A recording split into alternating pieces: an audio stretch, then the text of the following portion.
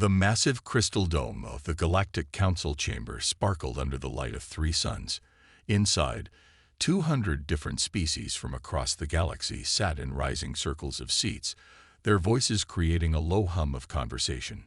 Some had scales, others had fur, and a few were even made of living crystal. But today, all their eyes focused on the central platform where Representative Gray stood. Gray's silver skin reflected the chamber's lights as he raised his four-armed gesture of urgent warning. The room fell silent. On the massive display screen behind him, images of Earth appeared, blue oceans, green lands, and white clouds swirling in patterns. Honored members of the Council, Gray's translator conveyed his words in the standard galactic language. We have discovered a species that requires our immediate attention. He paused, letting his words sink in. They call themselves humans. Murmurs filled the chamber.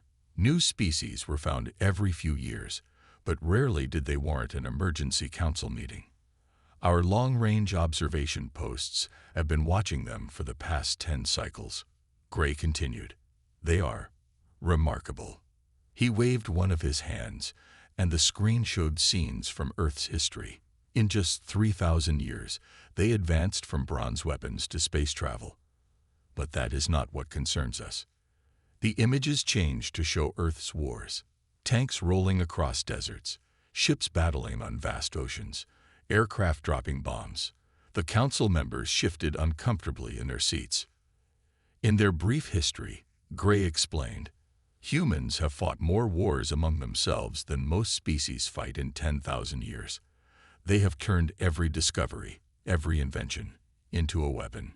Yet, he paused again, they also turned every weapon into a tool for peace. Commander Stone of the Dread Empire stood up from his seat, his black armor gleaming. You waste our time with primitive warriors. My empire has conquered 50 systems. What threat could these humans pose?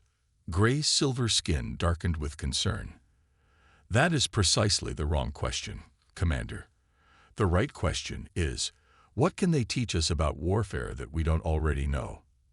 The screen showed more images, human soldiers helping wounded enemies, former battlefield enemies becoming allies, war-torn countries rebuilding together. They fight with a savagery that would shock even the warrior clans of Nexus 5, yet they show mercy that would humble the peace singers of the celestial moons. Stone laughed, a harsh sound that echoed through the chamber. They sound perfect for my army. The Empire always needs new soldiers. No. Gray's voice boomed, making several council members jump. I have studied the ancient records. There are warnings about species like humans. The lost empire of the first ones fell because they tried to enslave a similar race. We must vote to quarantine Earth, to protect both them and ourselves. The council erupted in debate. Some supported Gray's warning, while others dismissed it as paranoid fear. Stone's supporters argued that primitive species had no rights in galactic law. The peace-loving members wanted to welcome humans peacefully. Everyone had an opinion, but few understood the true danger. When the final vote came, it was too close.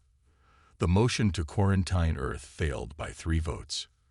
Commander Stone smiled, showing his sharp teeth. The Dread Empire claims the right of first contact with Earth, he announced. We will show these humans their place in the galaxy. As the council session ended, Gray stayed in his seat, watching the others leave. His assistant approached quietly. They don't understand, do they? The assistant asked. Gray's skin had turned almost black with worry. No. They see humans as either primitive savages or noble warriors. They cannot grasp that humans are both and neither. He looked at the final image still showing on the screen. Earth, peaceful and blue, floating in space. The Empire thinks they will get obedient soldiers.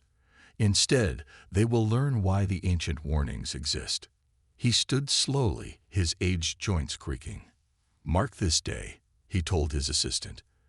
The galaxy is about to change forever, and not even the humans know it yet. The massive starship of the Dread Empire appeared over Earth's North American continent at dawn. It hung in the sky like a dark cloud, stretching 20 miles from end to end. Panic spread across the world as humans realized they were not alone in the universe. In the Pentagon's Emergency Command Center, General Wilson stood calmly watching multiple screens showing the alien ship. Unlike many others, he had trained for this day. The room buzzed with activity as military personnel rushed around, carrying reports and shouting updates. "Sir," a young officer reported, "they're broadcasting a message on all frequencies. It's in English." Wilson nodded. "Of course it is. They've been watching us." He straightened his uniform. "Let's hear it." The alien message played through the speakers. "People of Earth, we are the Dread Empire. We bring you an opportunity. Your species has impressed us. We offer you the stars." 3 hours later, Wilson sat at a large conference table. Across from him sat Commander Stone, whose black armor seemed to swallow the light. 2 translator devices sat on the table between them. "Your offer is interesting," Wilson said carefully. "You want our soldiers. In exchange, you'll give us advanced technology." Stone's sharp-toothed smile didn't reach his eyes. "Exactly. Your people will serve in our army for 5 years. They will see the galaxy, fight great battles, and return with knowledge beyond your dreams." He placed a small cube on the table. "This device alone could end your energy crisis." Wilson picked up the cube, studying it. "And how many soldiers do you want?" 1 million to start. All volunteers, of course." Stone leaned forward. "Think of it, General. Your people want to reach the stars. We offer you a shortcut. No more decades of slow space research. No more failed rocket launches. Just instant access to the galaxy." Wilson set the cube down. He had noticed something in Stone's voice. Hunger, maybe even desperation. The alien commander was trying too hard to sell this deal. That meant Earth had something the Empire needed badly. "We'll need guarantees," Wilson said. "Safety protocols. Ways to contact our troops. Regular supply drops from Earth." Stone waved his hand dismissively. "All easily arranged. We are not barbarians, General. Your soldiers will be treated well. And if we refuse..." The temperature in the room seemed to drop. Stone's smile vanished. "Then you remain alone, primitive, vulnerable. The galaxy is not always friendly, General.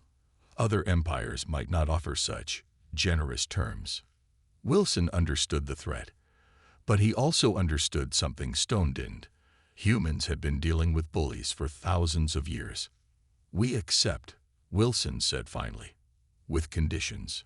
The negotiation lasted another 5 hours. Wilson demanded and got everything he asked for: Earth observers in the training camps, regular communication channels, and the right to withdraw if terms were broken. Stone agreed too easily to everything, confirming Wilson's suspicions that the Empire was desperate. Later that night, Wilson stood on the Pentagon roof, looking at the stars. His aide joined him. "Sir, was this the right choice?" the aide asked. "Letting them take our people." Wilson kept looking up. "They think they're getting cannon fodder, but they don't understand us at all." He turned to his aide. "Did you know that in Earth's history, slave armies often ended up overthrowing their masters? The Empire thinks they're getting simple soldiers. Instead, they're getting people who have spent thousands of years thinking about war, freedom, and rebellion. You think our people will fight back?" Wilson smiled grimly. "I think the Empire is about to learn why you should never give advanced weapons to your slaves, especially when those slaves come from a planet that has libraries full of books about successful revolutions." In orbit, Stone's ship prepared to leave Earth with its first batch of human recruits. The commander was pleased with how easily humans had agreed to his terms. In his arrogance, he never wondered why General Wilson had insisted that the human soldiers be allowed to bring their history books with them. The planet New Sparta lived up to its name. 3 suns beat down on endless red deserts where the Dread Empire trained its soldiers. Captain Reed wiped sweat from his forehead as he watched his human unit run through their exercises. They weren't alone. Creatures from 50 different worlds trained in the same camp, all volunteers for the Empire's army. "Faster!" shouted the alien drill instructor, Sergeant Bass. His scaled skin gleamed in the sunlight. "You humans are too slow, too weak. You will never survive real combat." Reed smiled as his soldiers proved the sergeant wrong. Again, where other alien species relied on pure strength or natural armor, humans used teamwork. They helped each other over walls, formed living bridges across gaps, and never left anyone behind. "This is not how warriors fight," Bass roared. "Each soldier must be strong alone." Reed stepped forward. "Permission to speak, Sergeant." Bass turned his angry red eyes on Reed. "Speak, human." "On Earth, we have ants," Reed said. "Tiny insects. One ant is weak, but together they can carry 50 times their weight. They can build cities. They can even win wars against much larger creatures." He pointed to his squad. "Humans are the same. Together, we are stronger than any single warrior." Bass snorted. "Pretty words, but let's see how your teamwork does in the combat ring." The combat ring was a huge arena where different units fought each other with training weapons. Today, Reed's human squad faced warriors from a heavy gravity world. The aliens were twice as tall as humans and 3 times as strong. "Begin," Bass shouted. The aliens charged forward, expecting an easy victory. But Reed's squad didn't meet them head-on. Instead, they split up, moving in patterns they had practiced for weeks. The aliens swung their weapons at empty air as the humans danced around them. "Now," Reed called. His soldiers moved as one. They used ropes to tangle the aliens' legs. They worked in pairs, one soldier distracting while another struck from behind. They turned the aliens' strength against them, just like the judo books they had brought from Earth taught. In 5 minutes, all the alien warriors were down. None of them were hurt badly, but all of them were defeated. The watching crowd fell silent. Bass's mouth hung open in shock. No one had ever beaten the heavy worlders so quickly. Later that night, in the barracks, Reed met with other human squad leaders. They gathered around a table, pretending to play cards while they talked quietly. "The Empire thinks they're teaching us to be soldiers," Reed said. "But we're learning more than that. We're learning their weaknesses, their tactics, their technology." Lieutenant Park nodded. "My squad figured out how their energy shields work today. The engineers back on Earth will want to know about that. And my team learned about their communication systems," added Sergeant Miller. "They're not as secure as they think." Reed looked around the room. Other alien species were watching the humans with growing interest, some with fear, others with hope. The Empire had brought humans to be simple soldiers, but they were becoming something else. Teachers, leaders, inspiration for others who dreamed of freedom. "Keep training hard," Reed told his fellow officers. "Learn everything they teach us. But remember what General Wilson said before we left Earth. The best weapon isn't a gun or a spaceship. It's knowledge." In his office, Sergeant Bass wrote his daily report. He stared at the words on his screen. "Human units showing unusual progress. Their combat techniques are concerning. Recommend closer observation." Bass paused, thinking about what he had seen in the training ring. Then he added, "Warning. Humans do not fight like any species we have encountered. They do not seek personal glory. They fight as one. And they are teaching others to do the same." He sent the report, not knowing it would be ignored by his superiors. The Empire's commanders didn't want to hear warnings. They wanted soldiers. And soon, they would have more soldiers than they ever expected, but not the kind they wanted. Lieutenant Cooper stood at the bridge window of the Empire assault ship, watching the mining planet grow larger. It was his unit's first real combat mission, what the Empire called a simple peacekeeping operation. But Cooper had read enough history to know that peacekeeping usually meant something else. "All units prepare for landing," the ship's computer announced. "Resistance is expected to be minimal." Cooper checked his tactical screen. His human squad was assigned to secure a mining facility near the planet's North Pole. The Empire claimed the miners were rebels refusing to pay taxes. Cooper suspected there was more to the story. "Remember your training," he told his squad over the radio. "And remember what we learned on Earth about mining towns." The dropships landed hard in the snow. Cooper led his team out into the cold, their borrowed Empire armor keeping them warm.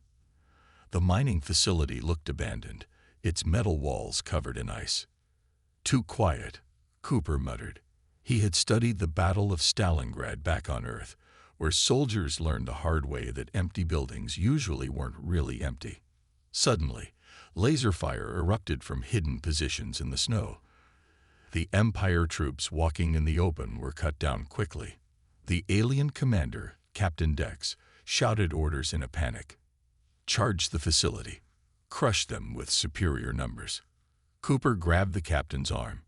"Sir, that's suicide. They have prepared positions. We need a different approach.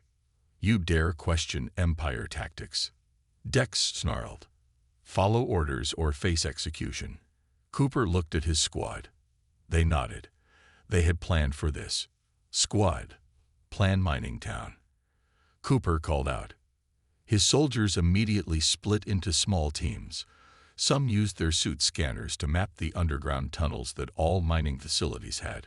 Others set up cover positions in the snow. 2 soldiers pulled out special devices they had borrowed from the Empire's engineering bay. "What are you doing?" Dex demanded. "I ordered a charge." "Sir, with respect, we're using Earth tactics," Cooper replied. "Rule 1 of fighting miners: never forget they're good at digging." The special devices activated, sending sonic pulses into the ground. Deep underground, the pulses revealed a network of tunnels. Just as Cooper expected, the miners were using their own tunnels for defense. "Team Alpha, tunnel access points," Cooper ordered. "Team Beta, suppressing fire. Team Charlie, watch our backs. Execute." What happened next shocked both the miners and the Empire forces. Cooper's squad moved like they had rehearsed this 100 times. Teams leapfrogged from cover to cover. The suppressing fire kept the miners pinned while other teams located tunnel entrances. But instead of charging in, Cooper's squad did something unexpected. They used the Empire's own sonic devices to cause small, controlled cave-ins, blocking some tunnels while leaving others open.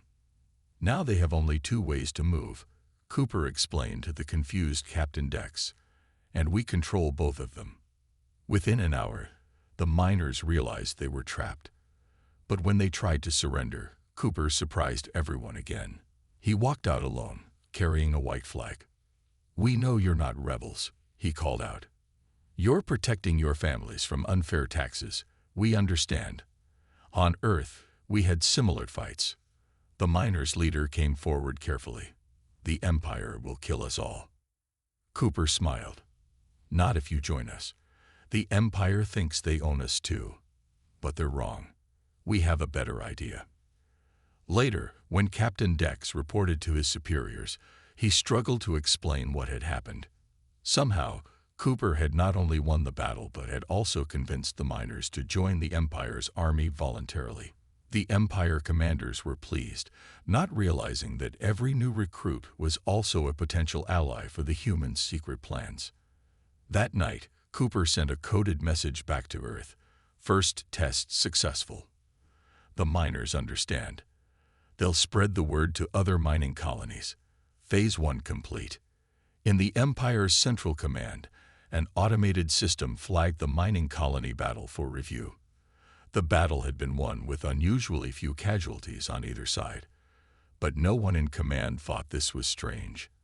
After all, they were too busy celebrating their new victory to notice that their human troops were fighting wars in a very different way. Not to destroy, but to recruit. Major Walker watched the sun rise over the Empire's largest military base on planet Victory. The massive fortress housed 1 million soldiers from hundreds of conquered worlds. Today, it would fall without a single shot being fired. "Status report," he whispered into his hidden communicator. "Engineering teams ready," came Captain Reed's voice. Medical teams in position, Lieutenant Cooper added. Supply ships standing by, reported another voice. Walker smiled. The Empire had taught humans how to be soldiers, but they had forgotten that humans had thousands of years of experience in something else. Revolution. The base commander's morning announcement boomed across the speakers. All troops report for loyalty inspection. Any soldier not present will be executed for treason. Right on time, Walker muttered. The Empire was getting nervous.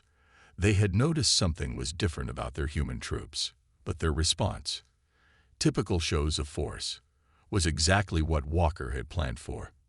As thousands of alien soldiers gathered in the main square, Walker's teams moved silently through the base.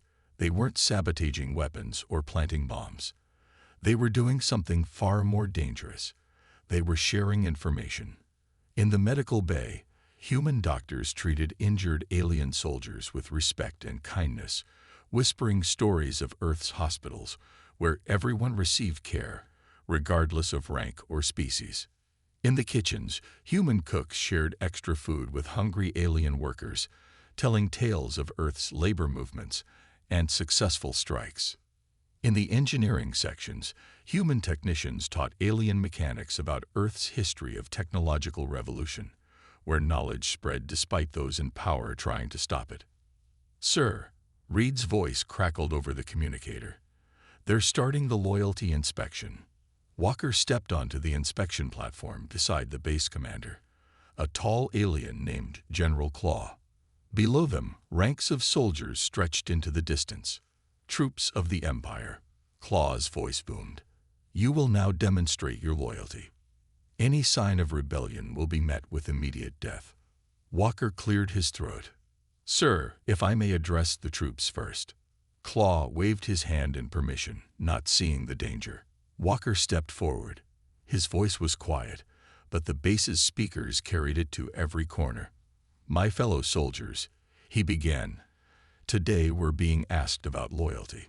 So let me tell you a story about loyalty from Earth's history. The alien soldiers shifted uncomfortably. They had all heard human stories by now, whispered in barracks, shared during training, passed along like precious secrets.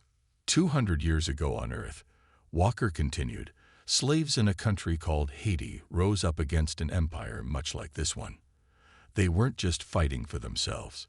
They fought for a simple idea, that all thinking beings deserve to be free.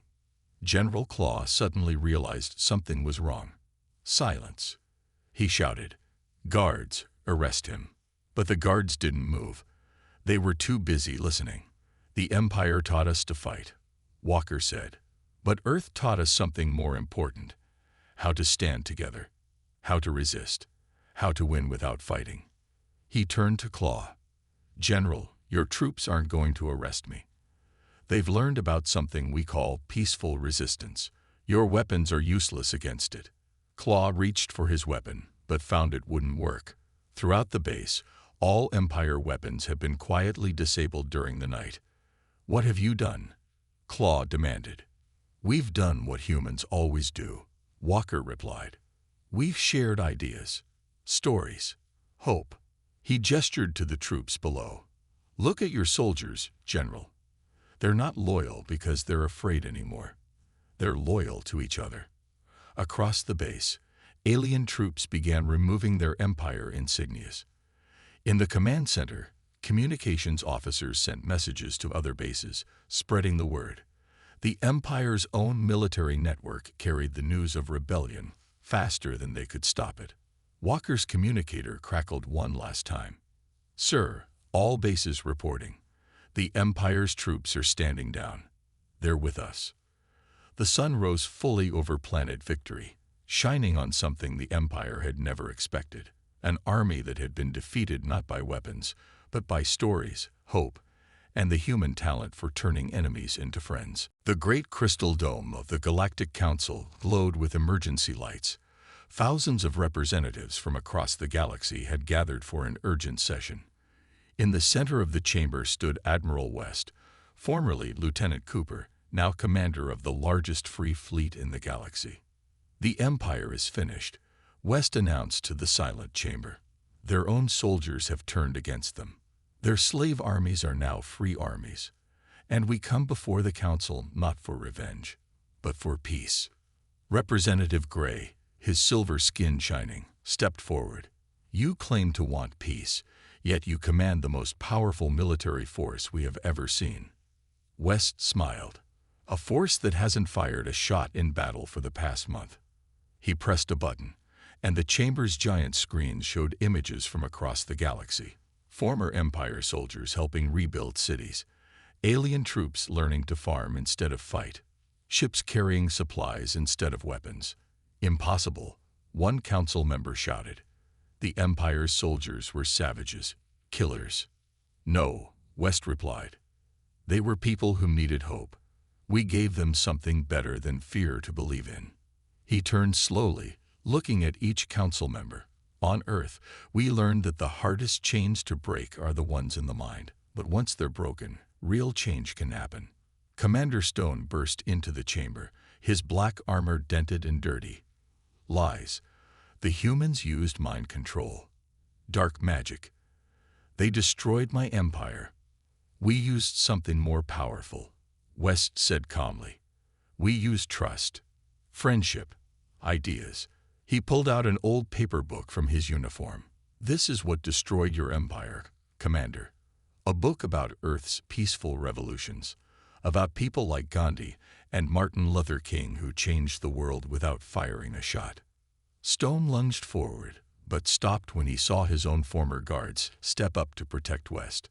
The same guards who had once beaten prisoners now stood ready to die protecting the idea of freedom. Gray's voice cut through the tension. The Council recognizes that humans have done what we thought impossible. They turned an army of slaves into an army of liberators. He paused. But what happens now? What do humans want? West opened his arms in a peaceful gesture. We want what we've always wanted, to explore, to learn, to make friends. The fleet I command isn't mine. It belongs to all free people. We propose turning it into a peacekeeping force, under Council control, dedicated to protecting the weak and maintaining freedom across the galaxy. The Council chamber erupted in discussion. Some representatives feared giving humans any power. Others saw the wisdom in West's words. Through it all, Gray watched silently, remembering his warning from months ago. Finally, Gray spoke. I was wrong about humans, he announced. I thought they needed to be quarantined to protect the galaxy. But they have shown us a better way. They didn't just defeat the Empire. They transformed it. They turned soldiers into teachers, warriors into peacekeepers. Stone shouted in rage, but nobody paid attention to him anymore. The Council was focused on West as he laid out his plan for peace. Let the former Empire worlds join the Council as equals, West proposed. Let us turn military bases into schools and hospitals. Let us work together to build something better than an empire, a true galactic community. As the Council voted overwhelmingly to accept West's proposal, Gray approached him privately. You planned this from the start, didn't you? Gray asked. Even when you were first recruited. West nodded. Earth taught us that the best victory isn't destroying your enemy. It's turning them into friends. He looked out at the celebrating council members. The Empire thought they were getting soldiers. Instead, they got teachers of revolution. And now the whole galaxy has learned a lesson about the real strength of humanity. In the chamber's corner, Stone watched his powers slip away. He had wanted human weapons. Instead, he had received something far more dangerous: human ideas. 1 year after the fall of the Dread Empire, the Galactic Council gathered for a historic session. The Crystal Dome had been redesigned, with all seats now arranged in circles to show that no species stood above others. Representative Gray, his silver skin glowing with pride, stood at the speaker's platform. Today, he announced, we established the Human Protocol, the most important law in Council history. He gestured to the huge screens showing scenes from the past year. Former Empire worlds rebuilding, alien species working together, and humans teaching others about peace and cooperation. When humans first joined our galaxy, Gray continued, I warned this council about their capacity for war. I was right about their power, but wrong about its nature. He touched a control, and new images appeared. Human doctors treating alien children, human teachers in new schools, human engineers working alongside alien builders. In the audience, Commander Stone sat in plain clothes, no longer wearing his black armor. Next to him was Admiral West, who had refused a higher position in the council to continue working with the peacekeeping fleet. The human protocol has 3 parts, Gray explained. First, no species may recruit humans for warfare or military conquest. This is not because humans are dangerous. It is because they are too valuable as teachers of peace. West smiled, remembering how his soldiers had turned an army of conquest into a force for freedom. Second, Gray continued, Earth is granted protected status, not as a quarantined world, but as a special center of learning. Any species seeking knowledge about revolution, peace, or social change may send students to Earth's universities. In the audience, Captain Reed, now head of the new Galactic Academy on Earth, nodded in approval. His training grounds on New Sparta had been transformed into a school where species from across the galaxy learned about human history, culture, and ideas. Finally, Gray's voice grew stronger. The Council officially recognizes what we call the human paradox, the unique ability of humans to be both the greatest warriors and the strongest peacemakers in known space. Stone shifted uncomfortably in his seat. He had learned this paradox the hard way. His mighty empire hadn't fallen to human weapons, but to human ideas about freedom and dignity. Gray held up an ancient book, the same copy of Earth's history of peaceful revolutions that West had shown the Council a year ago. This book is now required reading for all Council members. It teaches us that true power lies not in weapons or armies, but in the ability to turn enemies into friends. The Council chamber erupted in applause. Species that had once feared or hated each other now worked together, following the human example of cooperation and mutual respect. After the session, West found Gray in his private chamber.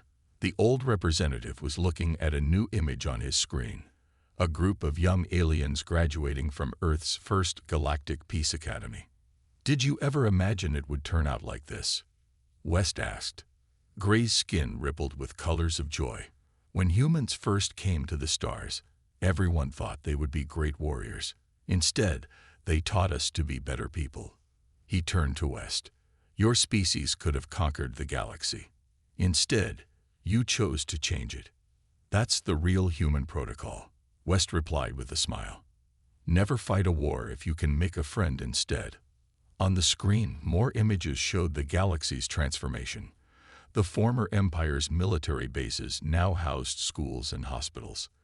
The feared slave armies had become peacekeepers and builders, and on 1,000 worlds, aliens gathered in libraries to read about Earth's history, learning the most powerful human lesson of all, that the strongest weapon in the universe isn't the ability to win wars, but the courage to end them. As night fell over the Council world, Gray added one final entry to the official record. Let it be known that the humans' greatest victory wasn't defeating an empire. It was teaching a galaxy that the pen truly is mightier than the sword.